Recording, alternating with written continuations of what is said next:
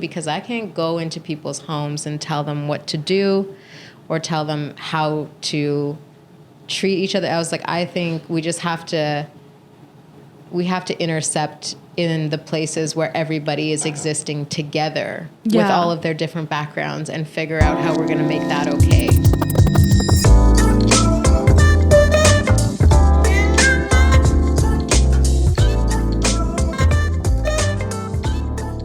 Hello, this is sugahoneybbt, a podcast aimed to amplify Asian women voices through critical thinking and meaningful conversations. I'm Toby, and today it's just me. So before we start today's episode, please go follow us on Instagram at sugahoneybbt. It's at sugahoneybbt. We post a lot of podcast episode related segments, and make sure you go follow us there. And you can also leave us a 5-star review if you feel so desired on Apple and Spotify.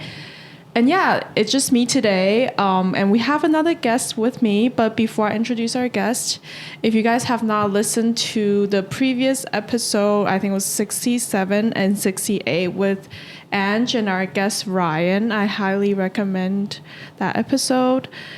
And yeah, now let me introduce our guests for today, Aisha. So I actually found out about Aisha through one of my friends I work with, and I really admire the work that you've been doing with the HIIIIII Library and everything. So you can speak a little bit more about it later on. But as kind of like a POC in the creative industry too, so I feel like this is like the perfect opportunity to have you on as a guest for our podcast. So thank you. Yeah, please tell our listeners who you are, what you do, etc. Your background. Thanks for having me, Toby. Yeah. I'm really happy to be here and meet you all. My name is Aisha Kiani, and I'm the founder and executive director of HIIIIII Library.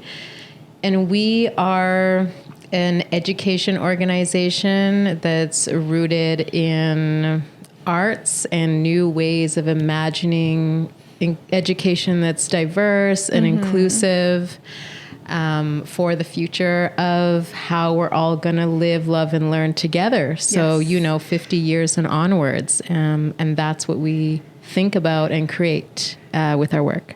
Yeah, that's really great. Something that I really wanted to touch on is kind of like growing up, I've always feel like I'm kind of like split in like I can't really resonate with either one because I'm like Taiwanese, Canadian. So in Taiwan, I kind of feel like I'm not really fully Taiwanese. And then here I feel like I can't really fit in or like whitewashed enough to fit in. So how do you kind of navigate your identity as like a POC and then being creative? I love that question, and it's such a common experience, the one that you have, Toby. Yeah. In that, it's totally normal for the past, like it's normal for families to migrate and travel and be displaced and need to travel and seek out new opportunities and better spaces to grow their families. And there can be resentment or isolation when you go back home. And that's like really tough to deal with, because when you come to the new place, specifically in Canada, people or the culture here experiences you as where you're from. Yeah. And so that is sort of the block in terms of creating a relationship that's new. So yeah, what you're saying is true for me and so many other people as well, of Asian descent. My background is South Asian and I'm mixed, and I was born in Europe, and my dad is Pakistani, and my mom is Norwegian and French, and I'm from Norway, and we immigrated here when I was young. And so how do I navigate being a person of color and a creative is that my identity in being a person of color never leaves the process of creation. Yeah. Like it's never something that I can not consider while I'm creating, but more in how it's received. I think the audience for my work is always recognizing that about me. And because that's how I'm seen here as a person of color, it's just there's no way to remove it. So what it is understanding how to feel valuable and peaceful and joyful about that experience, while at the same time we're in a culture where we're still having to address like systemic marginalization because of that way that people see us. So it's conflicting in terms of, I think, feeling like a full human being, because you have to literally talk about your humanity a lot more than white people do, because humanity is centered and like synonymous with whiteness, right? That's what we're challenging in the work that we do, and just walking down the street and like being people of color in Canada. So it's like very resonating, especially it's like not, it kind of shows through everything that you do. Like it's not to say that all of like the valuable experiences are solely based on your race or ethnicity, but it is definitely like a huge part of like how you come across. Do you think that experiences like that has that changed for you over the years, like as you get older, like compared to you were younger? Or it just changes in terms of the layers of it and my awareness of what's happening. So, you know, as I understand and get older, my awareness of myself and people around me and how things work change. And then I also grow into, there's sexism and racism and queer phobia and a lot of different things that are reflections of my identity being in conflict with the cultural norm here. Marginalization around being a single parent. My child is also Black. So then there's multiple layers of it. It just becomes more to the point where it is actually such a beautiful relief for me to center my work and everything I do every day around a way to transmute that, like all of that energy, and do something creative with it. If I wasn't able to put that energy somewhere or make art with it or design education or have conversations about it, if I wasn't allowed to because my work was something different, I think I would,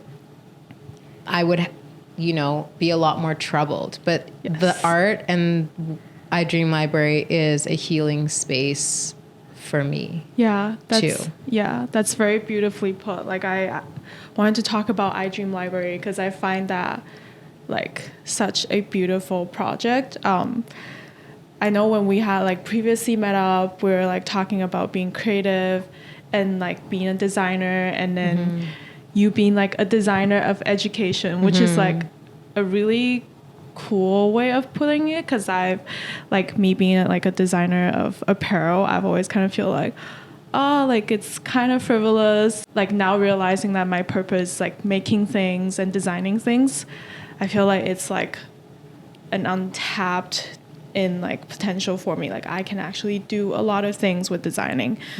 So do you want to talk about iDream Library and like what it is? Well, I also just want to say that like from the iDream Library perspective, like designing clothes is such like a deeply also political and like revolutionary thing that can happen. It's like how are we designing the clothes and whose bodies are they on?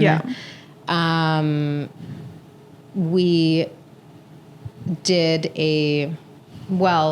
like our first little installation, which Rakim and I worked on together, which was in this like window gallery called the 4x4 in Vancouver, which is before we were in the Vancouver Art Gallery. But it was a smaller conversation on a larger one that I've had, and a lesson that I wrote in 2019 called Clothes Are for People.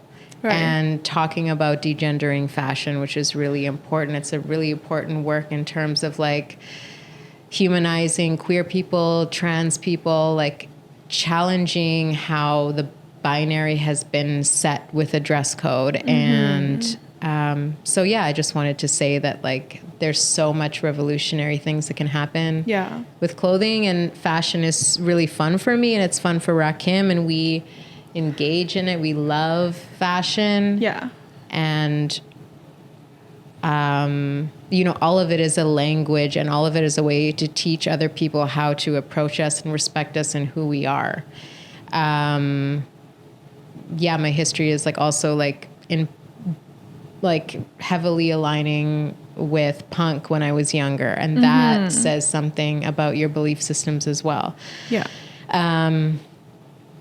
So if you can just remind me of the original question. I just want to affirm you. I just wanted to say that like it's so important what you do too, and like how you use it. Oh, designing. Yes, designing, and kind of like talk about iDream Library. But I do agree with like the whole clothing segment. I think it's to always kind of realizing that, because I think as like years go on, of course, and then I also work in like corporate. Sometimes it gets lost, like that the little impact bit of like it just gets kind of like washed away. So I have to like constantly reminding myself that it is like I can't change the system by myself, but we are also the system. Like like the models you use, like who's your fit models, like all of these different places along the way you can do it. So designing education is fun. So I do write curriculum, like provincial curriculum, and we do lesson plans, and we work with educators a lot to share this within public education specifically, but we also work with private schools and IB schools. But most people are attending public education. And so I have figured out ways to coalition build with educators, with parents, with publishers and booksellers and nonprofits and different community organizations to all take a vested interest in what kind of specifically stories and tools are used, especially in the early literacy process. In terms of how we test early literacy and how we understand comprehension, and how our comprehension testing in early literacy especially is often where assimilation and cultural assimilation happen. You know, an example of that is that when we're doing early literacy testing, those tests are designed for like English as like a primary language, and that's assumed, and that hasn't changed. So what we've done is we've called people English language learners, and we have not designed tests to be able to understand the complexity and the amazing capacity when a 7-year-old comes in and speaks 3 languages. Right? We will challenge their intellectual ability or capacity and end up like harming them emotionally and psychologically, because we often decide that if they don't speak English in a way that like fully makes us comfortable or the teachers or the institution comfortable, then they're not quite good enough, and really just saying that their other skill set and their other cultures like don't measure up. And so those are things we have to change and challenge about testing. So we offer different ways to approach testing and being more inclusive. And inclusive in education here in Canada specifically means neurodiversity and people with disabilities. Inclusive in North America is larger than that. But here we use that word in education to talk about how to center, hopefully, that's how we use it, to center the experiences of approaching learning from various ways and places. And also retaining that the child retains their full humanity while they're going through the process of education. They shouldn't be dehumanized at any point along the way. So iDream Library does that in education, and also we train educators on a model that we designed called the Radar. And so we work in pre-service, which are teachers training to be able to come into the system, and then in service, which is when they're already in the system, to continue that accountability to teaching equitably and supporting their students, and also being fair and anti-racist in their approach to teaching. Yeah. Then another thing that we do is we work in public spaces and art spaces to design and build basically a small capsule of what it would look like if we had an equitable learning space. Yeah. And that way all the public can have access to what iDream Library is wherever we set that up. So we want the model of iDream Library to grow, and also for everybody to take what they can from it, integrate it into their community or education practice or school system. And we support people in how to do that through coalition building models and training.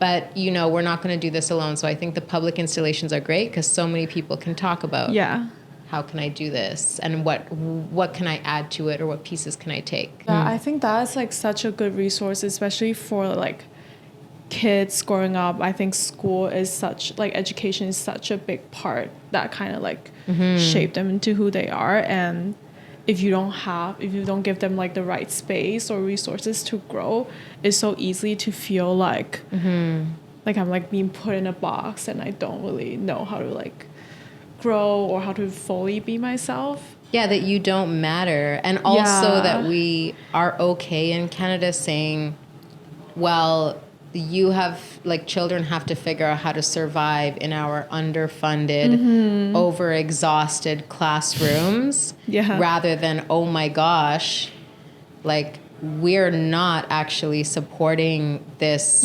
child or this group of children. That's where you feel you're being pumped through a system. That's where people feel that the education is outdated and irrelevant because you don't feel welcomed in your learning space. Yeah. And you know when that's happening as a kid. Yes. You know when you feel like you're too much for someone. And that's the ongoing thing with people of color here, is like feeling like we're too much all the time. Yes. Like we're careful about how we like put our makeup on, because is it really gonna bring, like, for me, am I gonna look like really like South Asian if I do my liner like this? And what is the impact of me walking out like having bright red lipstick and having a strong bold liner? How are people gonna, like, really wearing what you love about yourself can just feel like too much when you come through an education system that doesn't see your culture or value it, or is too tired to address it. Yeah. For real. Yeah. So much of the experience is like me constantly questioning myself, like, am I overreacting? Like, is this how everyone is feeling like? Or that's so true. Yeah. And it's really like, I mean, it's like trying to fit into like a really bad, like, abusive relationship, like with your country, like with you know what it is? It's like you're always are like, what racism feels like is like walking on eggshells. That's what systemic racism is like. I'm not sure if I should. I don't know if I should say anything, if it's safe for me. Will I, like, my job be impacted? Will my friendships be impacted? Will I be labeled as somebody that's problematic if I stand up for myself? Yeah. So, like, where we have that, like where we teach the social emotional foundations of relationship building is in public education. Yes. Yeah. So I'm really focused on that space specifically, because I can't go into people's homes and tell them what to do or tell them how to treat each other. I was like, I think we have to intercept in the places where everybody is existing together with all of their different backgrounds and figure out how we're going to make that okay. Yeah. Yeah. Yeah. And I think speaking a little bit about like systemic racism, I like wanted to talk about your role as a mother and how that, like, how do you kind of talk about that with your child early on? And like, how do you kind of nurture race and identity for a young human? Because I I never got that from my parents. It's kind of like me going like, okay, this, like, I never felt like I can, never felt like, I always say that, but I never felt comfortable in my skin suit until maybe like 23, like mid 20s. Yeah. Yeah. Yeah. I mean, it's true. Yeah. I'm still working on it, and I'm 38. I'm going to be 39 in a couple months, and I'm still like, ooh, I've really only been like, I don't even like this term being like out of the closet. I don't like the term, but I've only been like public about being queer at like 31. You know, I was so DL before. So, I mean, there's still time for you to find new spaces of yourself to get comfortable in your skin. Yes. You know, I thought I was comfortable in my skin because I was able to go outside in the sun and let myself get brown. Like, okay. Yeah. Right. Yeah. Like for South Asian girls, like I'm non-binary, but I was raised in this understanding that I was a girl. And yeah, we had to be covered up. Like that is part of our, you know, staying out of the sun. Yeah. And I think it's like, it's a similar thing, like all through Asia. Yeah. Around, and to be honest, like almost everywhere there are people of color in the world that have experienced colonization, like Western European colonization. We're dealing with colorism, and and so going back to your question, that is one of the things that I talk about when I talk about racism is like that it doesn't just come from white people. My child is Black, so anti-Black racism is a part of a whole bunch of different cultures of color. Yeah. You know, there's layers to how that works because there is a human hierarchy that has been established within Western colonialism. And there's anti-Blackness that exists within my culture towards my own child, right? And that is something that I like to speak about as somebody who's South Asian because I don't know if it gets talked a lot about, but it's really important to talk about the ways that everybody can work on being better to ourselves and to each other. And so with my son, I speak about racism that he experiences it. I mean, he's experienced it since he was born and since before he could speak. So it's really like moment by moment, you know, explaining why someone like reached in and grabbed his hair or why someone, you know, called him the N-word, which the first time that happened, he was like young and on the bus, and it was older people, like white people that were doing it, you know? Why somebody said something really rude about his hair or like laughed at him, why somebody refused to let him read a story connected to Black history in his own school library, which is how I Dream Library started, is because he had a selection of books that were banned by the school librarian. Like, why is that happening to me? Why, you know? So then every time something happens, I just respond to it and we start talking. And my child is light-skinned as well. He's like, has the coloring of my mom who's white, so he's lighter than me.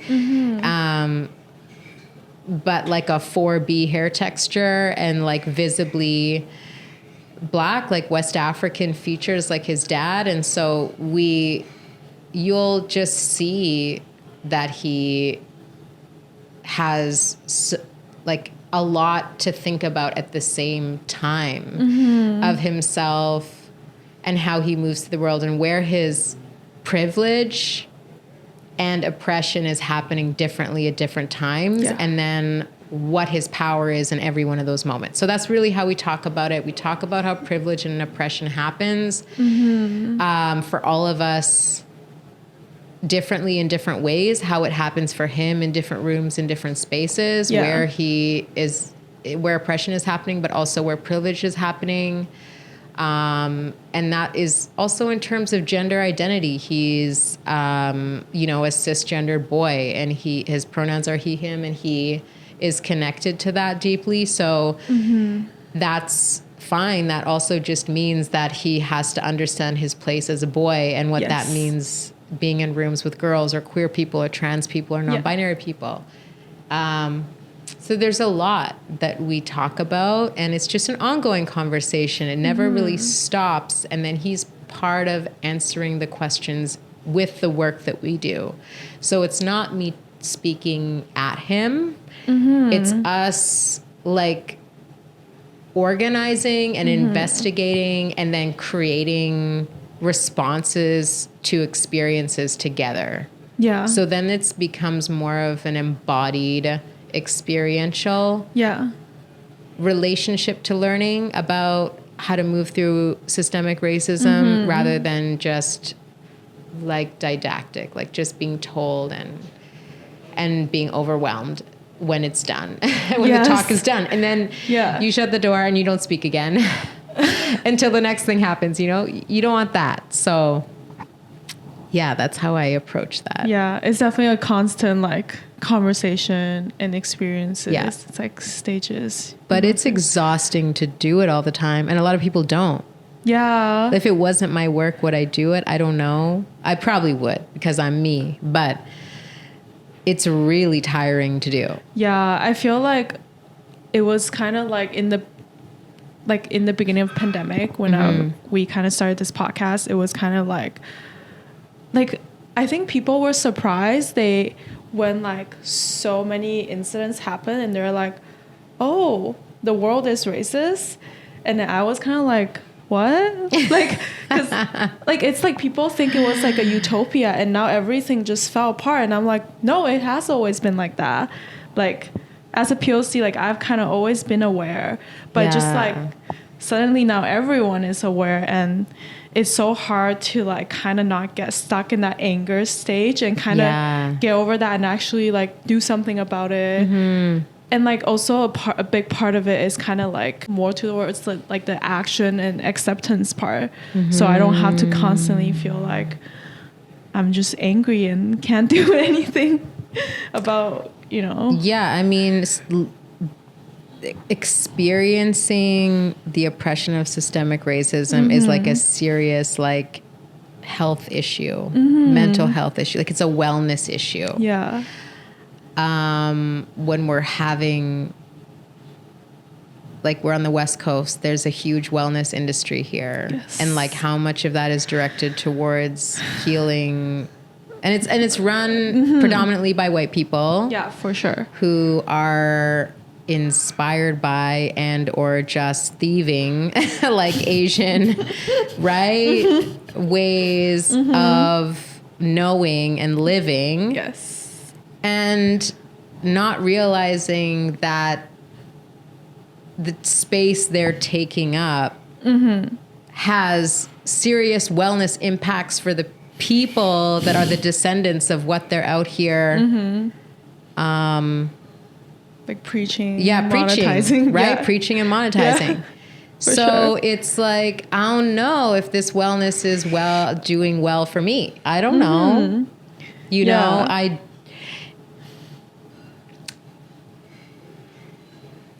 like in terms of, let's say yoga, like yoga is a thing that you are and do every day, you know, around like beyond moving your body in a specific way or drinking a certain set of herbs or, you know, having the perfect stool to meditate on. You need to take that into how, like the lens that your worldview. Yes. You know, how you see people and engage with people and yourself and your own positionality in the world, actually. So, yeah. That's what I think that is so true. It's like I am pretty active, and I think that's like very similar to like working out, like how it's like being like capitalism and stuff like that. It's like you only like you need this gear, you need to go to this gym and do this, and you're considered like you're active, but it could just be like anywhere, anytime, kind of like yoga, and it should be accessible for everyone. And inclusive of, Yeah. Well, movement, like people of color moving easily through space, public space, through land and environment, like that's a revolutionary conversation to have. Like we're talking about like apartheid that still exists here, which is like reservations. We're talking about carding, which exists for both Black and Indigenous people heavily here.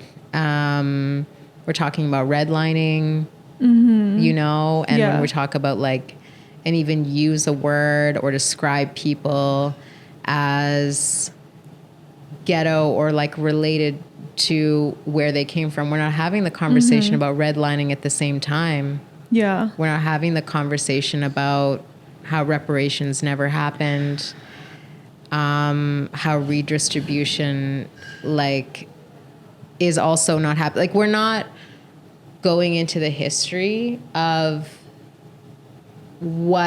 how we refuse to allow people to live here healthily. Yeah.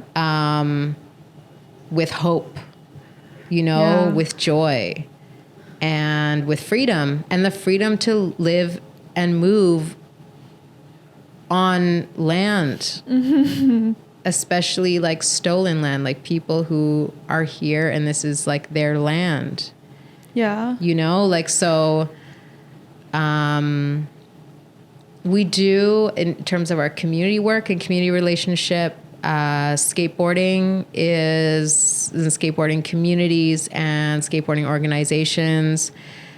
Two organizations that we work with a lot, Nation Skate Youth and Takeover Skateboarding here locally, have that conversation. And all of us have a micro exhibit in the Museum of Vancouver right now that is based off an event that we created together last year in 2021 called Skate for Change. And it was a 3-day event where we invited out community to skate and make art.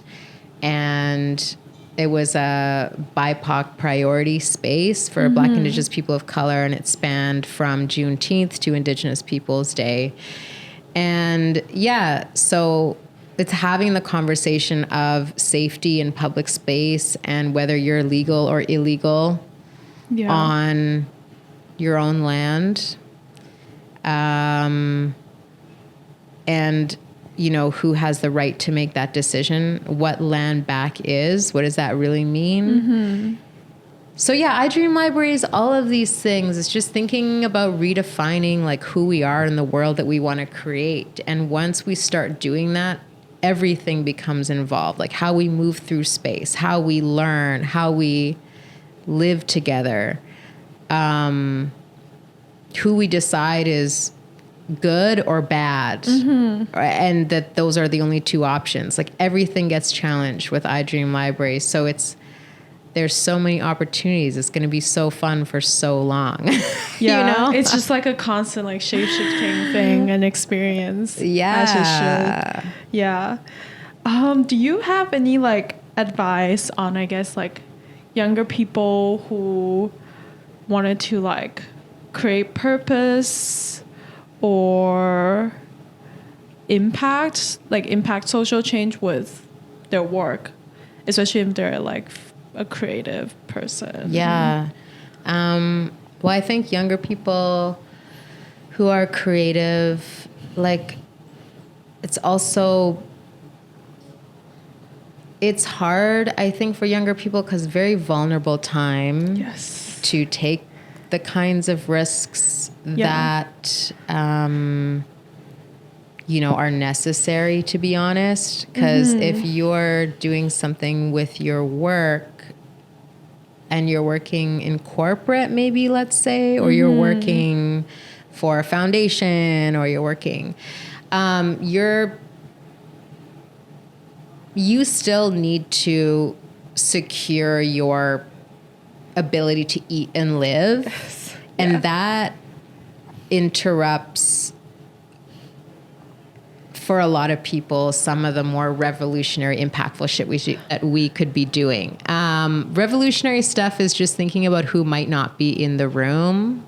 Yes. It's thinking about a way to like have accountability as part of your work culture.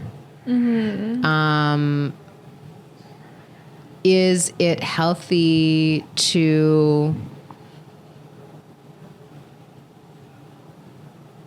I mean, it's really like, how do you hold your work culture accountable, and how do you create space for more voices, and where's the benefit for that? And I think within corporate, you honestly like have to pitch it to people. You have to make diversity and inclusivity make dollars and cents, which is why it's so gross to do. So it's hard to do it within corporate. I don't know, like, you know, I'm from outside of it, because I know that you honestly, even from outside of it, I'm in a position where I'm marketing my human rights, like my need for human rights. That's what I end up doing. But you kind of have to, right? You have to. Like, and so it can be gross to do when you're younger, though. You can just be like, ugh, like I don't want to, because it becomes politics. It becomes if people feel okay while you're saying, hey, this isn't okay. Yeah, that's a larger conversation. But I mean, I don't know that I, like, in this moment have advice for young people. Like, I really am inspired by young people, and I think they can probably give me advice. I'm gonna be real. Like, I don't think it's about me giving younger people advice. Like, you already know, and maybe the advice is just that, like, if you feel like you matter, that's going to change so much for you. Just you don't need a whole bunch of advice from older, more exhausted, more irritated people to be valuable. You just walking through space in a cool outfit is impactful. You getting together with your friends and deciding that you want to take up space and show up where people like you have not been allowed before, whether it's because of your age or because of your queerness. Like, all of those things are revolutionary. All of revolutions have been people coming together because they're so irritated and like taking up space. And you don't have to, there's no particular way you can do it. Sometimes being really angry will inspire you to do something that's really impactful. You know, you don't have to wait till you calm down all the time. Yeah. You should. Hopefully you don't catch a case, because, you know, we believe that like abolition is the goal and nobody should be going to jail for doing, you know, kindness-based activism and human rights work. Be kind to each other while you're doing it. Don't perpetuate the same harm. Yeah. That's important, but know that you matter. And if there's anywhere that you feel that you don't matter, like, I was this way when I was younger, so I'm still kind of this way, even though now I'm like almost 40. But if somebody older than you is telling you that you are not good enough, or you have to do this, this, and this, and this before you matter, like, that's not true. Like, we also like love our elders, but you know, when you have bitter elders, sometimes like you have people in your life that compete with you, whether they're in your job or your family, and they're jealous of your youth, and you're there just waiting for them to like approve you and love you. Like, love you and find other people. Don't be afraid to say like no and create your own scene, or just do it by yourself. Sometimes you'll be in an activist community and it's mad toxic. Yeah. And just step away and do your own thing, and that's fine. Yeah. Yeah, I also do like believe in that, like, every human has such valuable experiences based on the life that you've lived. And sometimes people are like, oh, you know, like, tell us what's new because you're young. And I'm like, no. A lot of the times people's opinions, and it comes from their experiences. It has nothing to do with their age. Like, it's just everyone is unique, and Yeah, youth is just an interesting concept. And I mean, we're still thinking about youth within the lens of white supremacy. You know, we're still thinking about value and human value within the lens of white supremacy. Yeah. And I value intergenerational relationship knowledge building spaces. So it's like where we're caring for each other, considering each other, and sharing knowledge between the different generations. Not that somebody would just sit in service to listen from only one generation, because depending on the life experiences and everybody's response to them, you know, we don't all end up old and wise. We can end up old and like with severe like mental health issues and like anger problems. Like that's also true. Yeah. And so let's just,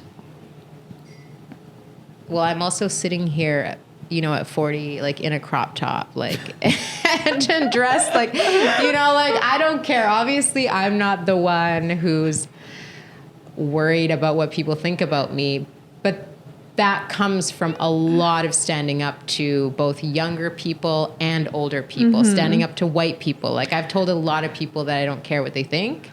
And then I have this ability to sort of embody and reflect that in my work. Yeah. But that's hard because there's a lot of pain behind that, you know? So I can be a little bit harder and tougher. And that's why I like to be inspired by younger people, because, you know, they're a little closer to that joy. I think joy and activism and love and kindness is, I think, the future. Yeah. And it's a balance, and anger is in there too. And it inspires a lot, because we, you know, anger is where we're like, that was a boundary that was crossed. That wasn't okay. How could you say that to me? And we shouldn't feel badly about standing up for ourselves, and that we just need to sort of emotionally evolve to how to best share that boundary with the person who hurt us, who may not even know. Yeah. They may not have any idea that they crossed a boundary. Yeah. And so just remembering that not to perpetuate the same harm. That's the growth. So sharing with the other person, or with our job, or with our community, this is a boundary. I don't want you to cross it. Now that you know that I've set that, when you do, like, you're in full awareness that you're crossing it. Now, now it's going to be intentional or not. But if you didn't know, now you know. Yeah. I don't want to cause you harm while I'm telling you this.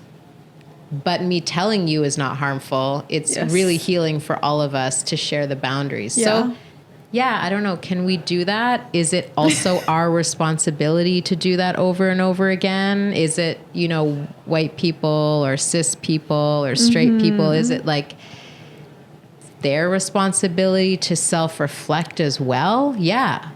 I think, like, that's why I do systems work. I'm like, you need to be checking up on yourself. Yeah, reflection and critical thinking is very important, but not everyone does it regularly. But then the burden is on everybody impacted, which isn't cool. So exactly. That's, I think, what older people need to be doing. They need to be in a space of practicing accountability in the organizations they're in, so that younger people have room to grow. Yes. And feel loved. So true. Yeah. So yes, younger people, just don't be afraid to hold your elders accountable. Oh my gosh. I hope that's okay. But Best don't. Advice. I mean, seriously, like, you know, you're being handed this world and you deserve it served with respect. Like, come on now. Yeah. Everything that just like resonates so much.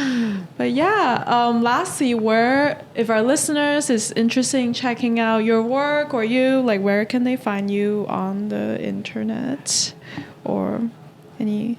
Yeah, you can find me on the internet and iDream Library at idreamlibrary.com. So that is our installation online, a public space where you can find organized book lists and resources for kindergarten to grade 12, so Kidlit middle grade and YA, young adult selections. And teachers and parents and students can all use those to share with their school community to be able to have better representation. There's video on there. It's a literary site with very few words, which is fun. It's there to support people who are, working through feeling isolated in that literary space. Mm-hmm. And there's a lot of interviews and cool things on there to be able to connect with not only the stories, but the storytellers, why those stories were created. Yeah. And build relationship with stories in a different way. And then on Instagram at idream_library, you can find us there. I'm on Twitter. I think it's idreamlibrary1, but I'm not really on Twitter like that. Okay. I think I got locked out of my page. I have to find my way back in. But yeah, I have a Twitter, but I'm scared of Twitter. I'm afraid. It makes me nervous. I like pictures and videos better. Yeah. So that's my vibe. But if you want to follow us on Twitter, you can. I just don't know if I'll get you in the messages. Email us at connect@idreamlibrary.com if you ever want one-on-one support, or you want to support or donate to our work. We're a social venture organization and supported through mutual aid. So abolition, mutual aid, equitable education, those are really important ways to reconsider the current financial, economic, and class culture that we have right now. So love the nonprofits, to partner with them, but we want to think about a new way forward that supports the work that we do in an autonomous way. Yeah. Perfect. Thank you so much again. Thank you for having me. For doing this. I hope everyone's enjoyed this. I really enjoyed our conversation. It was mad fun. Thank you. Thanks for listening. Okay. I had a great time. Bye.